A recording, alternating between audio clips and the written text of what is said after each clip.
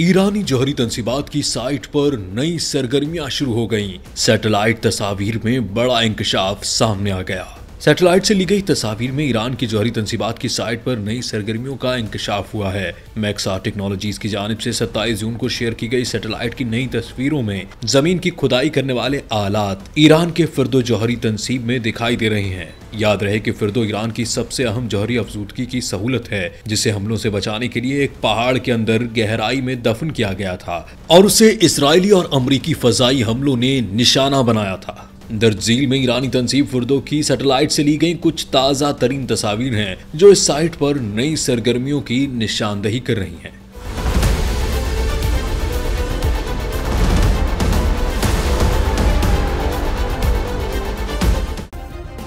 Subscribe करें और bell दबाएं ताकि कोई खबर रह न जाए।